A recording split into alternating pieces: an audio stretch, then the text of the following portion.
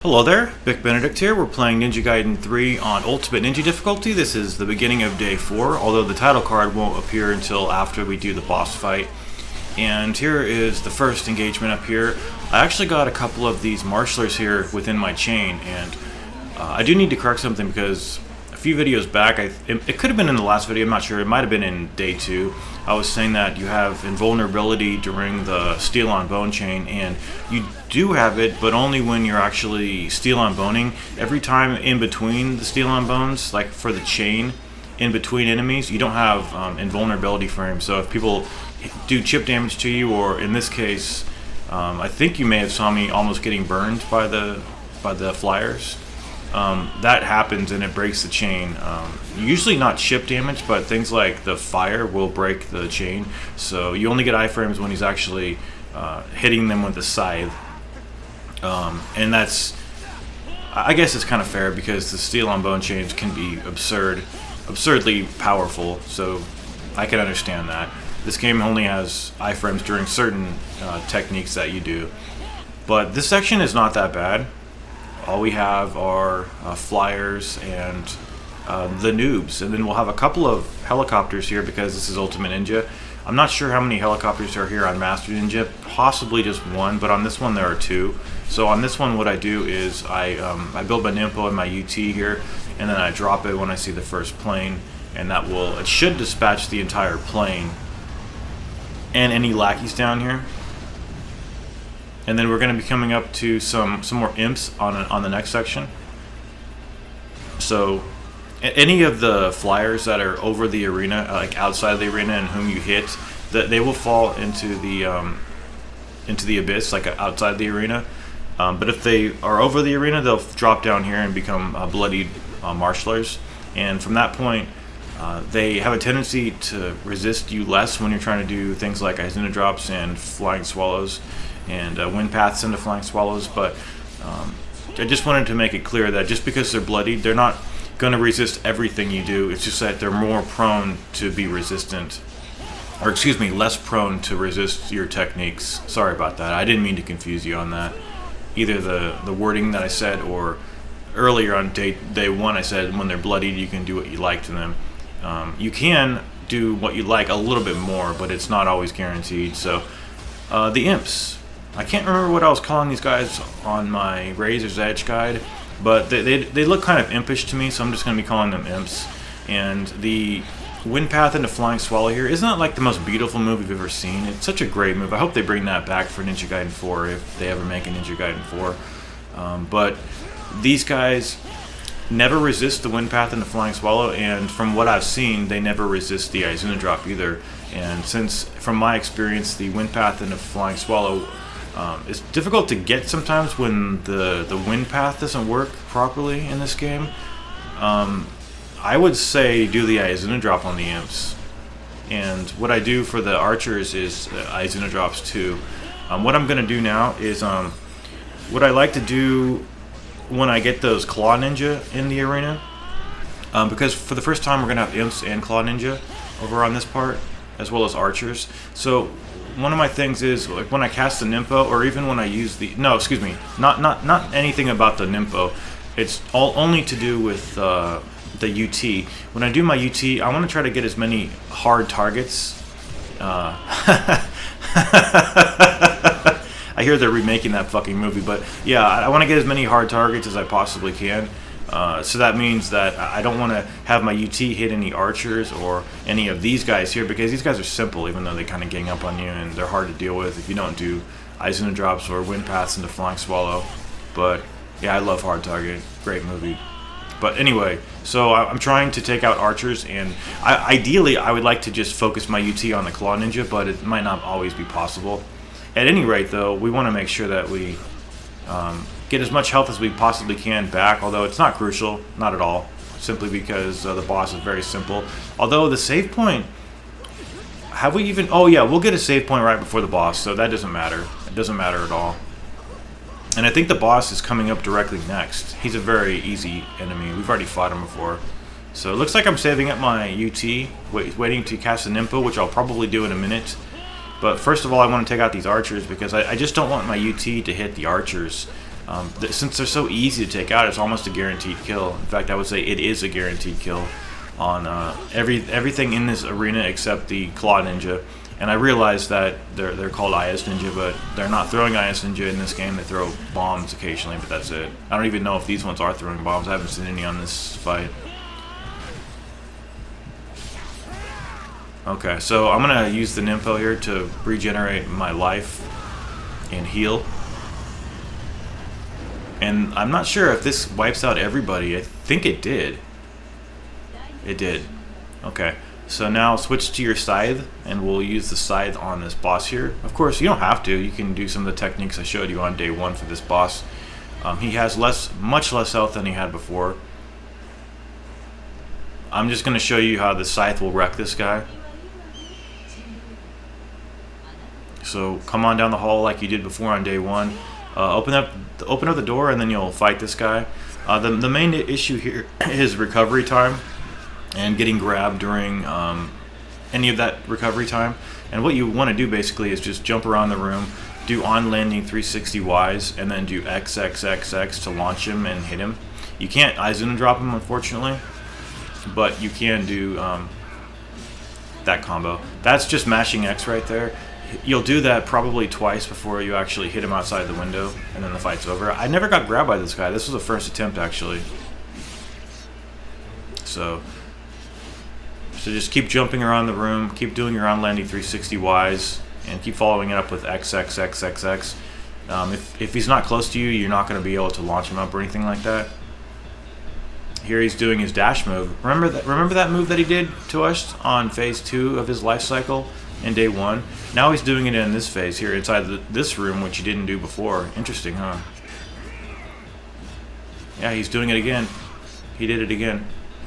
He did not do that dash on phase 1. He's grabbing a little bit too, so just watch out. Anytime you see me do that move that I just did right there, it's a failed on-landing 360Y. It's because I'm not doing the on-landing properly and pressing the analog rotation at the right time, or excuse me, rotating it at the correct time. Here we launched him. He's getting wrecked. But this is what we could have done on phase 1 and 2 of him in day 1. And it would have been really simple to take him down. And I'll probably do that more on this boss. I just wanted to show you in day 1 how to fight him normally. And now we're going to switch to the Talons. Not necessarily because we'll use the Talons in the next fight, but it's nice to switch from one of the alternate weapons back to the Dragon Sword really quickly in case we want to have the Dragon Sword. Of course, if we want the Dragon Sword in the first place, it's always beneficial to just have that equipped. But anyway, as you slide under here, I think there are 4 of these guys, so just Shuriken Stun and then Flying Swallow to execute. I don't even execute these guys because we're gonna lose our UT even if we build. Well, actually, we'll never build it up just with 4 guys. The main issue here is, like, sometimes you don't stun them, sometimes they block, and then sometimes you get a stun and then you kind of don't react quickly enough, and then they put their shields up again. So that's one of the main issues on these guys. It's kind of just reacting in time and realizing that, whoa, once you got a stun, you really got to quickly Flying Swallow them. Anyway, here's the title card for the chapter. And then on Razor's Edge, you don't have to do this interaction with the door, but since this is the vanilla version, you have to interact with the door. Press the triggers and then mash B, and then we'll do this next fight. Okay, we're going to do this next fight. Now, we've got a couple of rocket launcher guys initially to kill, and what I'm going to do is I'm going to try to do a chain here, if I can. So you notice that I switched to the scythe, because the steel on bone chains work best with this scythe. There really is no running from this scythe. So if we can actually start a chain here, we can start massacring guys here. And my health is pretty good again, guys. I think I steel on boned, what was he called? A marshaller there that disappeared from one spot to the next, but I think it still gave me credit for that kill. So in the video that preceded this one, I was mentioning something about like my medicine and things like that. The main thing I don't like about some of the kind of the processes you have to go through to get controlled substances in this country is it always makes me mad, because it's always the people who follow the protocol and don't mess around with the medicine and who don't abuse it, who have to suffer for the people who really do abuse it and mess around with it. And I really do hate that because over the past few weeks I really was suffering with anxiety. Not necessarily with pain because I had that under control with the painkillers that I take, but the anxiety medicine. It was just I was trying to go to one psychiatrist, and they just were bound by their own internal politics where they didn't prescribe benzodiazepines. So I was kind of out of luck. It would have been nice to know that what they were telling me about the reactions with the certain medications that I take. It's not that they wouldn't prescribe the medicine. It's because it's a controlled substance. But I've had controlled substances other places. It's just ridiculous. Anyway, so yeah, okay. So on this part here, anyway, I just wanted to say that I'm a little bit better. It's nice to not have anxiety. I hate anxiety. It's distressing to not have peace of mind and ease. I now have ease. So anyway, this fight here is a little longish. You've got, I think for the first time, or maybe the second, didn't we have some in the last fight? We had the same combination. I believe we did. We had some new, yeah, we most certainly did. And this is, I think, the first time, like the first couple of times here, where they're grouping these two enemies together. And we will have some pirates at length. And anyway, so yeah, the main issue here is how many times have you been playing this game and like you'll try to do a flying swallow on an enemy, they'll block, and then you can't recover enough in time to dodge away before you get grabbed. That's one of the main issues as you play this game. Even in anything, any failure on your part to do a technique or a move, or anything that gets guarded by an enemy, there's a nice little 360Y into a Xenodrop. Did I start that with an on-landing one or not? Oh, you can also wind path off an enemy's head and transition that into an aerial arrow attack if you want to. It's pretty good. It's safer to shoot the arrows in the air, for sure. And I decided to end that chain because I didn't think anybody was close enough to reach anybody else, and they have to be really close with the Falcon's Talons and the Dragon Sword. The Scythe can murder people from really far away. So looks like we're about to clear up the noobs here, and I think we're just gonna have, in a moment, we'll just have these Ghost Ninja here. So remember the protocol to just stun them with the shuriken and then quickly fly swallow them and execute, and then proceed to move on and go on to the next one. Looks like we're saving up this UT for now.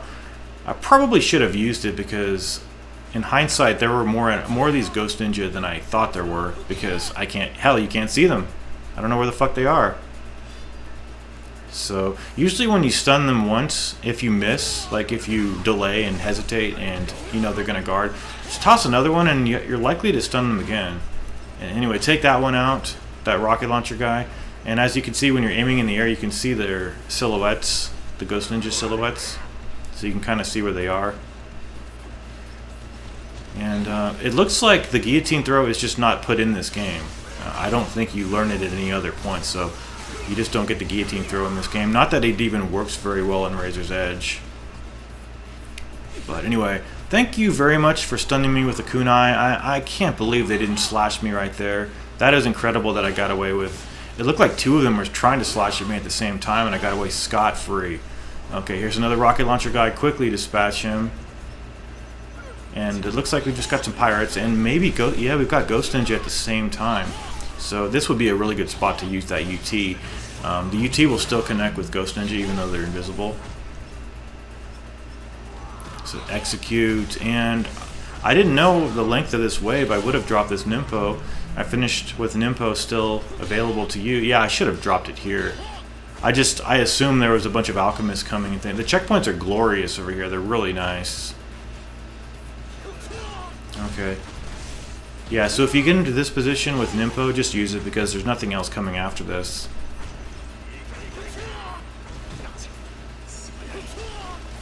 And then for the next engagement, I would just, here's the cutscene. It's not skippable, so I left it in. What I would say is probably just equip the Falcon's Talons. That's usually what I'm selecting by default nowadays. So we have a kunai climb here. I don't think Is there an enemy here on Razor's Edge? There might be. I think there might be. But he's going to appear when you get about halfway up, so just toss a shuriken at him, he'll fall. And then above you'll see the safe falcon flying around, and then we're going to be going up here and saving our progress. And then we'll be moving on to the next batch of engagements. Pretty clean so far, not too bad. Okay guys, we're going to be moving up to this section here. Equip your scythe for sure. And what we're going to have is a slow moving section here until we run into the first mob here. Listening to my shitfest in the background, I need to turn that down for a minute. I'm not sure what the dude's playing tonight over at Sean Bitch over at Capital Public Radio. This particular mob starts with 2 noobs and an alchemist. How do you like that grab, by the way? But here's the first chain that we're going to be doing. It looks like this guy, he was steel on boneable. However, I think he just kind of flew away from us. I'm not sure. He jumped backwards and we couldn't incorporate him into the chain. This is a pretty difficult part, and I'll tell you why in a minute. But first of all, try to get as many chains as you can, minding that you can get hit during the links of the chain if, like the alchemist or one of these guys tries to grab you in that link. But it's more often than not going to be the alchemists being unruly. But there's going to be another alchemist coming up later in this mob. And he'll come, I think, when there's about 2 to 3 noobs left. And it's just difficult simply because in the next part, see how we're doing this move here? We can't do that on the next alchemists in the upcoming room because the roof is too low, and it's really disappointing. So we have to improvise, and I'll show you how I do it. But what I want to do all the time is to start a steel on bone chain with the rocket launcher guy in the next area. However, he's hard to get to because he's a spammer, first of all, and also because sometimes these guys interrupt you when you're trying to do your steel on bone chain. So what I do is I do... what happened there? Did I just shoot him? Okay, I gave up. This was the point at which I gave up. He was pissing me off way too much. So I decided to just take the rocket launcher guy out, but realize you can't start chains with those guys if you want to. I just kind of it was too frustrating because every time you die here, you have to go back to the previous fight, and then there's a mob of 2 of these guys at the end here. So you'll kill these 2 guys, and then you'll fight another 2. So what I'm going to be doing is just on landing 360 Ys and just finishing them off. If you kill one of them, just execute and then focus on the other one by doing that Y stun that I wrote down in day 1 at the very beginning of the video.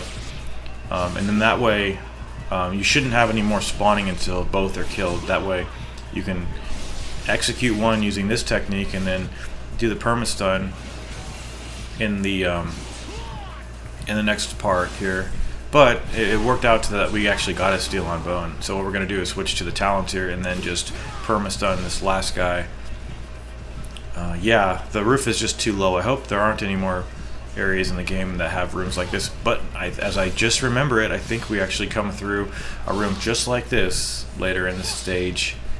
I believe it is later in this stage, where I almost am certain, having seen other people play, that there are alchemists there, so we're gonna have to improvise again. Hopefully there's some noobs or something that we can start a chain with. So again, see, all I can really do is this move here, simply because if I try to launch him, the launch will work, but he's just he won't get flung up high enough to insta-kill with the ice and drop. So we have to just perma-stun him with the Y attack. And then we've got a couple of hard sections, but I made them harder for myself because I was too stubborn to redo them, because I was kind of worried about this fight. This fight that we're doing now took me a long time. But as we come in here, there's going to be some of these corpses up here. The best thing to do actually is just Izuna drops. They're really easy to start chains onto, as you'll see right here. Started a chain, and I think we're just going to chain the room. And then you'll get another checkpoint up here, and you're going to have some Chimera and brutes coming to greet you. And then you'll be doing the same thing down below in the acid pit. And I believe I have about the lowest amount of health, like in the next part. I think I have the lowest amount of health you can get. When you launch these guys with the Blade of Nerti-esque combo, if you do 2 of them, 2 combos, like 360Y launch, XXXX. Do that twice and you'll always get a steel on bone in the air on the Chimera. The guys that are spewing that vomit or acid, not sure what it is. See, this was the second one that we did. And there's quite a lot of these guys, but it's pretty good practice for down below. When you meet up with the same guys and then get faced with a Reaper too as well. So unfortunately, see this? We've done a lot of steel on bones, a lot of hits, but our Nimpo gauge isn't really raising too much, and it's once yet again an instance where the game is adjusting our Nimpo so that we don't get to use it. And I don't like that. See? That should have given us a lot more Nimpo. In fact, it's that dull yellow, that pale yellow color, meaning that it's probably not accessible no matter what you do here. So these brutes, what they do is they go into this rolling phase where you can't hit them, and they roll around the room a little bit. It's not as fast as the Regent does when he does his rolling attack or his lunge attack, but it's still a threat, and you need to watch out for it. So I've got a UT here. Damn it, those are so difficult to edit out because there isn't anything on the timeline that signifies that there's dead air, so I always miss those. Missed that one too, huh? God damn it. See how fast it is? It's not fast, it's not slow, it's definitely not fucking fast. Yeah, so just launch, and then if we do this one more time to him, we'll get a guaranteed aerial steel on bone.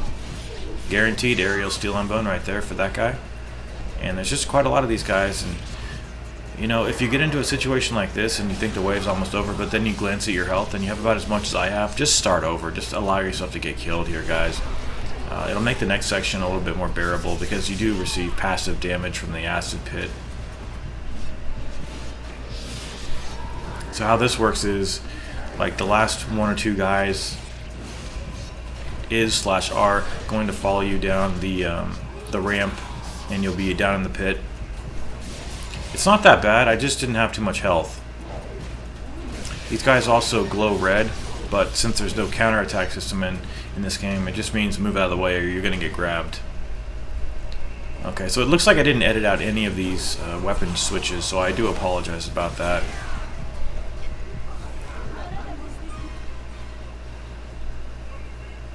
So you can see how long, I guess if anything it could show you how long it takes. Okay. Okay, so press A here to jump, and then make sure you execute this guy with the Y button. And then what we're going to be doing down here is the same thing we did before, just aerial, or excuse me, on landing 360 Ys. And when see, you can even launch the brutes. And I believe if you do 2 Blade of Nerti-esque combos with the scythe, you'll also delimb him.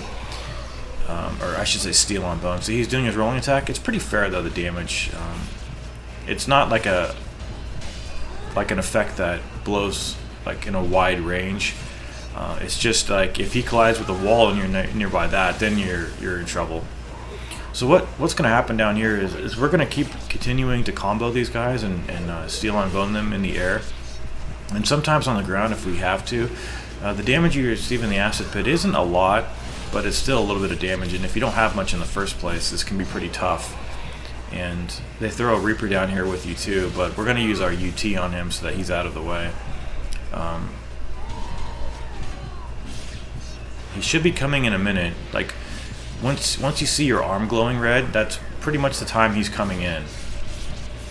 If you're consecutively doing combos, you'll see that. Sometimes it's a little earlier, sometimes it's a little later. We got an aerial. See, our hand is glowing red, and he should be coming.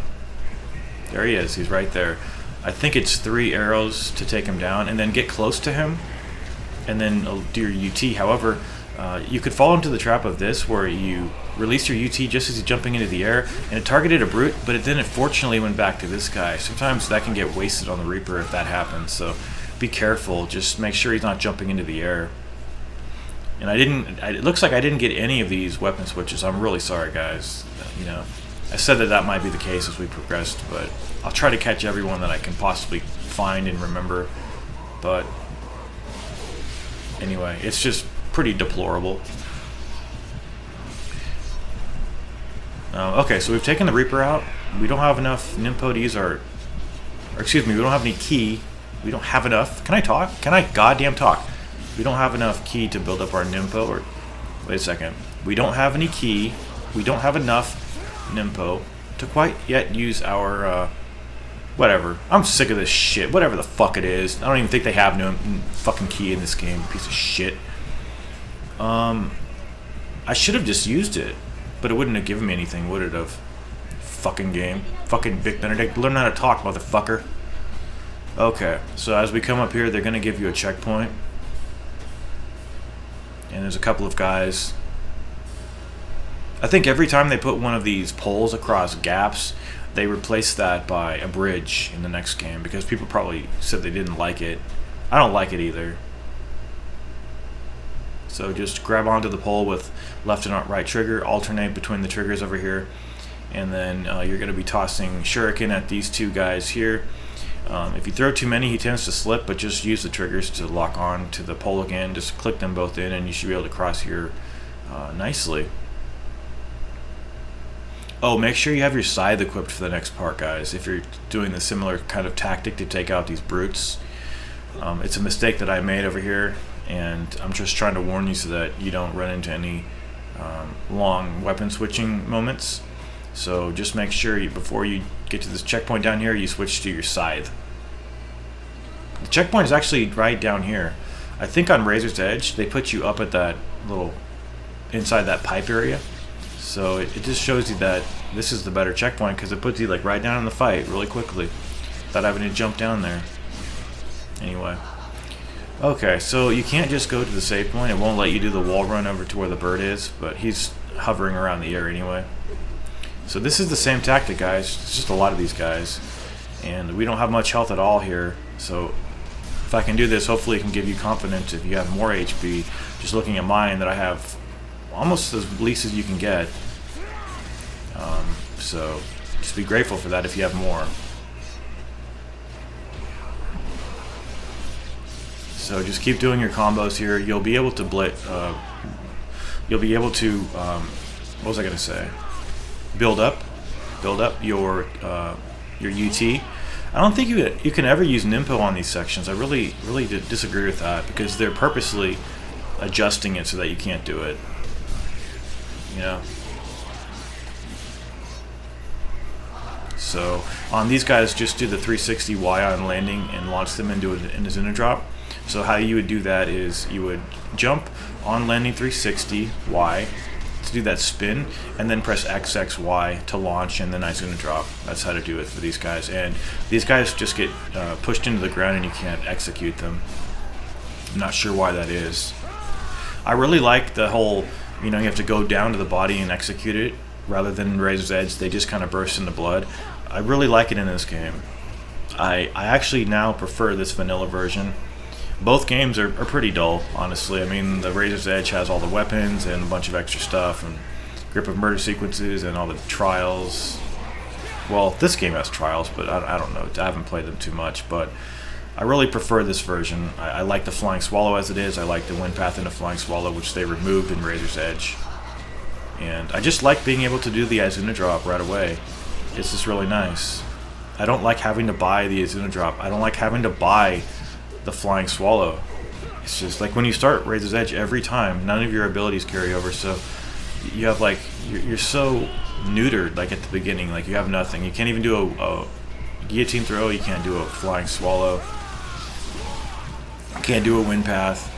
So when they changed all this, they just said, okay, so he has these abilities, let's just put some in an upgrade tree, and let's put others into like an upgrade for the moves. Like they took the Izuna drop out and they said, nope, you can't use it. We'll put that in a level 2 move, so you'll have to buy the upgrade for level 2 to use that move, and then everything else just make as a purchasable upgrade. You know, take away his ability to use the Flying Swallow and make them buy it. And it's just kind of lame. It's really lame. You know. Okay, so the guy can jump around and shoot arrows in the air. No. That's got to be an upgrade. He's got too many advantages at that point. Really? I don't think so. Come on. Not even the the arrows, when you get them later that have the explosive tips on them, they're not even that good anyway. Okay, so I jumped down there to see where he was and maybe to get out of his range while he was going berserk over here.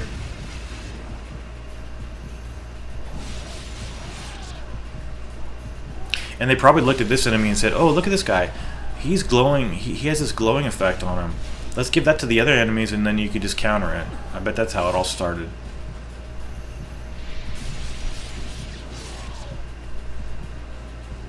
So this is a really safe move to do because you cannot get hit while you're doing the spin, which is called the graveyard spin, but I believe that is the ground-based spin, not the on-landing 360Y. It doesn't much matter because this game doesn't give any moves names anyway, so it just has a bunch of combos and a list, no names. I guess this is a nameless game, I guess. I don't know. Okay. I thought this guy was the last, and then when I went up here, I remembered on Razor's Edge that they make the ground fall away from you and kind of tease you after you do the first wave, but this one doesn't. But is this the little tease that they do? I don't know. They have somebody else coming down here? I don't know. Maybe I just missed him. Maybe I ran up before he spawned. But there's somebody down there, and I need to take care of him. I was afraid that if I killed him, I would have more mobs coming at me, but fortunately he was the last guy. So we'll have a nice kill there using the UT that we accumulated and saved, and then we're going to head on over here and use the save falcon to save our progress. So once you decide on a weapon, make sure you save it, and then we'll go up here and then hold the triggers and mash B to open this door. Okay, so after you rip open this door, you're going to see that scientist getting dragged away, and then you're going to fight one Chimera right over here. And then after this one's dispatched, you'll fight two more that drop in, and you'll see them on the other side of the room.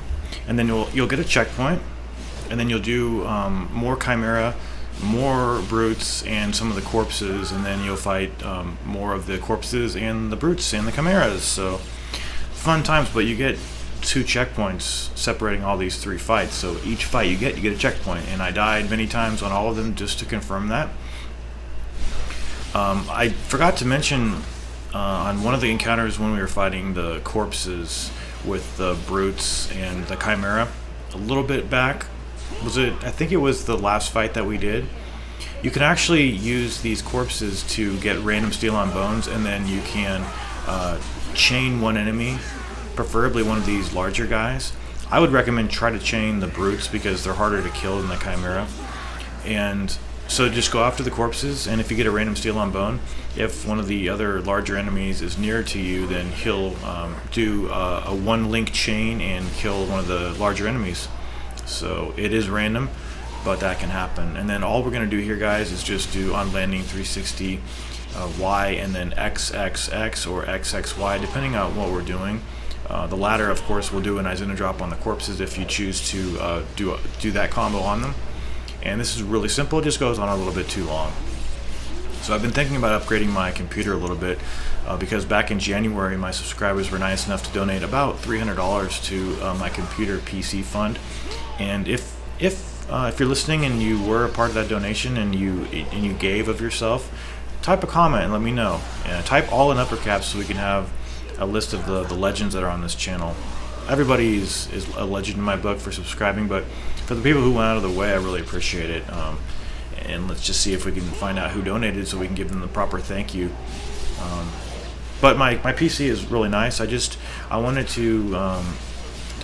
do a little bit more, have something else to do with my time during the day, and I just wanted to build my own because the one that I bought is a Dell XPS 8900, and the motherboard has some pretty limited features on it. I can't do much overclocking. I have the i7 6700K, but I can only overclock it to about like 4.1 or 4.2. That's all Dell will let you do it with the BIOS settings on the motherboard. So I want to just buy another motherboard, keep my graphics card, buy a new power supply, go fully modular, and get some faster RAM, like 3400 megahertz RAM, because that's what the motherboard that I'd like to buy lets you use RAM that's 3400 megahertz. And then I would like to keep my SSD, keep my video card. I have a 970, which is really nice. And what else do I want to keep? Maybe put a Blu-ray drive in there, and then just sell the RAM, sell the power supply, sell the motherboard that came with my PC. Keep the CPU because the CPU is wonderful, and then just buy a CPU cooler.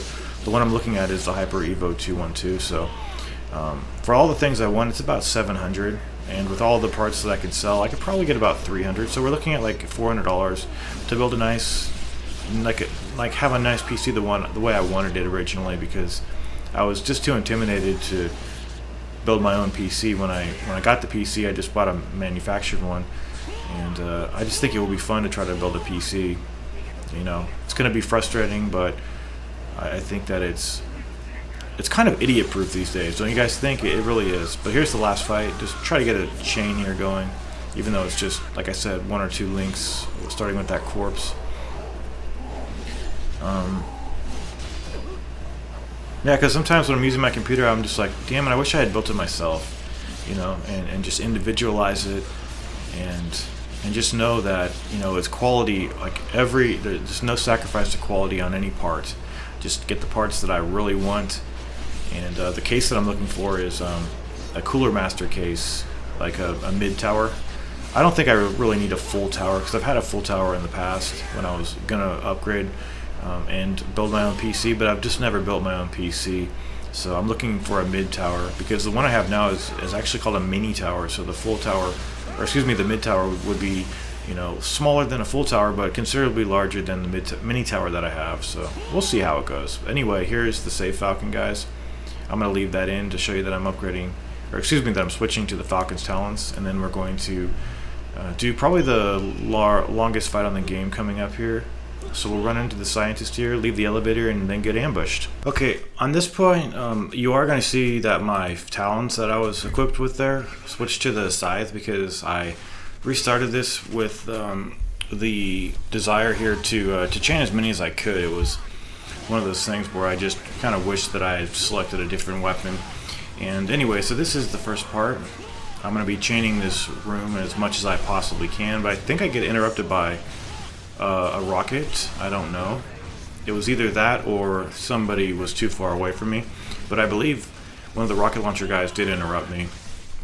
And there are 2 rocket launcher guys in this wave. This is a really simple fight, and it's mainly because I've gone through Razor's Edge so many times, and pretty much knew exactly what to expect. I thought that there might be something different on this gauntlet here. Even though it's not much of a gauntlet, it's a slight endurance fight, but it's not too much at all. After you do these noobs here, you'll fight a few ghosts, and then you'll fight alchemists, and then I believe reapers right after that. But I think right before the reapers, there's a small mob of noobs, and then more noobs. So a lot of noobs, and just 2 reapers on Ultimate Ninja. So you'll stun these guys, you'll execute them, and then you'll have it looks like more noobs. Okay, so it looks like there are noobs in between every one of the tougher enemy fights. So keep building up that Nympho, keep saving up that UT, and we'll use the ladder on the alchemists when they come out. I'm a little distrustful of the scythe UT, honestly, guys. I would much rather do this weapon's UT and get a guaranteed kill. I mean, the scythe probably could do better, but I'm just wary of it for some reason. And at this point, I think I'm going to use the Nympho. Yeah, let's just clear these guys up with the Nympho, because there's bound to be a lot more. So it looks like this game usually, like, the most alchemists they give you is usually 7. They'll give you 3 and then 4. That's usually been what's been common so far on this campaign. But how many are left? Is there 2 left or just 1? If there's 1, we're in really good shape. Well, there's soon to be 1. And then if you use that Nympho, you could probably build it up by the time you get to these Reapers here. Reapers are really simple to deal with in Razor's Edge, because you can counterattack and kill them in 1 hit. But on this difficulty, it takes more than 1 hit because you can't counter. There's just no counter ability. They put that in Razor's Edge as a gimmick, even though it's It's okay. So the Reapers come in pretty quickly, and I think on Ultimate Ninja and Razor's Edge weren't there 3 Reapers? I think 3. I'm gonna shoot the heads because I didn't think that if I used the Nimpo, the heads would get killed. I thought they would just transition to the Reaper. So I just played it safe here. It probably is gonna kill them even if they're in the head form, but I just didn't want to take any chances. So with all those guys gone, I think we're going to have the door open and then some noobs coming at us, and then some rocket launcher noobs. And then I honestly thought that I didn't realize that the group of murder sequences in Razor's Edge came from Razor's Edge. I thought they were carried over from this game, but that was something they added in the remake. So just stay out of the center of the room because those guys can hit you. And just I zoom drop all these guys. And if you used your UT earlier, by now it's probably going to be built up, so you can use it on. I would try to use it on like the rocket launcher guys that are left. Here is a small little, well, almost steel on bone. I think I actually finished that steel on bone with the Y attack, and we'll actually start a chain over here in a minute if I can get one going. Yeah, this chapter was incredibly easy. I don't think I struggled on a single area. So things are definitely getting easier. I don't know. There might be some really ridiculous parts coming up, but it's generally chapter day 1 that has all the gauntlets. Anyway. Okay. Okay, so let's take out this rocket launcher guy. And be careful as we come through this door. This door might seal behind us. Does it seal? It's sealed. So you can get trapped here.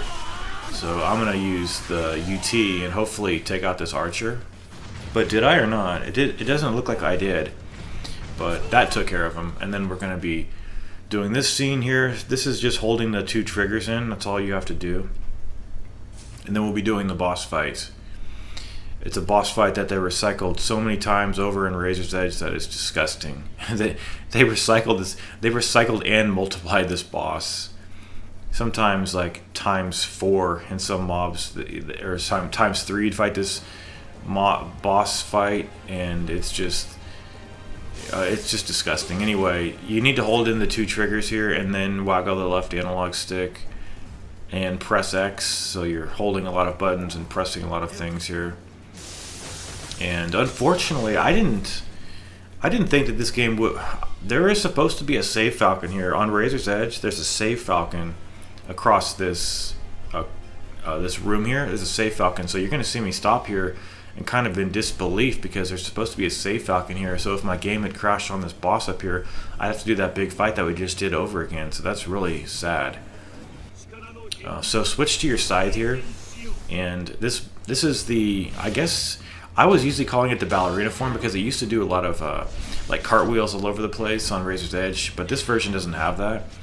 So I'm just going to call this the butterfly phase because she has these sort of butterfly wings. The opening to hit her here is right after she does her barrage of punches, and also after she does a couple of kicks.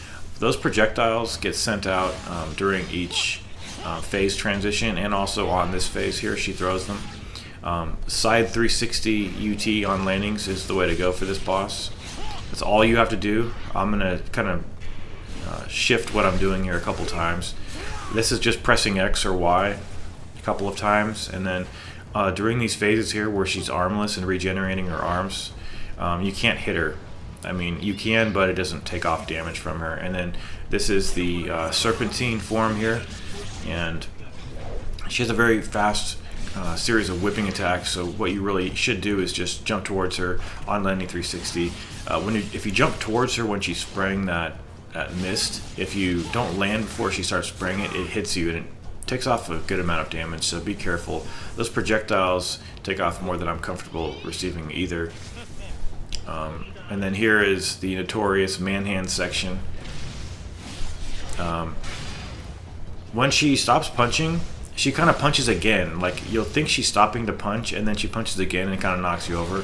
It's one of those really deceptive sort of attack combinations. So what I would do is just do this. It's really good. But this is a very fierce phase. And all we're going to do is just this and just jump away. See, she can't hit you when you're spinning, so even in that previous phase when she was shooting at that pollen, if that hits you while you're spinning, it doesn't take off any damage. Okay, and then this is the last phase here. She's going to be doing the same attacks here. Nothing is different. It's just that she's going to switch to random phases here, and then you're going to respond in kind with the same sort of tactics that I led on to you before. And pretty much, like, if you're having problems here, just jump towards her and do the on-landing 360Y, and then continue to press the X button or the Y button depending on your inclinations. And she has more health here, I believe, a little bit more health here. It could be the same. I can't see her. I mean, there's no way to judge because the health bar is non-existent. But I do know it's about like 6 transitions. You've got to transition her about 6 or 7 times. And okay, let's look for our openings here. Right there is your opening to hit her. This phase grabs quite a bit, so be careful of that. Right there, see her kick combo, then she's open to an attack. She countered with a grab. We need to back off a little bit, and then just keep our guard up and wait for our short little openings. You know, it's up to you how many openings you can discern and how fast. See, we didn't get damaged. Well, the thing I was just talking about, you don't get damaged. So basically, usually on the serpent form and manhands, I go in for the on-landing. See, I was getting a little bit greedy there. I was complacent, and I didn't realize that she was going to do that so quickly. But on those 2 phases that I just was talking about, I go in for on-landing 360Ys, and then on the butterfly form, I simply wait for small openings to hit her. Usually, too, when she sprays that pollen with the serpent form, you can go around to the right and try to hit her after that, but usually it's a little bit too late to start hitting her because she's already wrapping up with that attack. So just beware of those things, and just keep watching for these forms here. There's our opening. We'll hit her a few times. And as usual, the response time of getting back to handling your character and dealing with the little delay and the recovery time is what usually gets you grabbed. And there's a couple of quick time events after this boss. It looks like she's almost dead, from what I remember. I think she went into this manhands phase a little bit towards the end, so I know that the phase is probably over, or the fight, excuse me. And okay, she switches really quick at the end and she pushes you back, but it looks like it doesn't deal you any damage, so that's pretty fair actually. And you get a checkpoint before this phase too, so it's very lenient. And see, it pushes you back, but it doesn't damage you, which is really nice. I like the checkpoint here too because it starts right on the fight. You don't have to go down the hallway like you do in Razor's Edge and do the quick time event when she jumps on you. But this should be it, guys. I don't know these. Okay, that is just waggling the left analog stick and tapping X, and then this, I don't know what this is. I was just pressing every fucking button here. If you want to know what those are as you're playing, just put the in-game tutorials on, and then over here, make sure you select which weapon you want to start the next chapter with. I'm just going to put the scythe on, and then after we run out of this corridor here, I'm going to see you guys in day 5.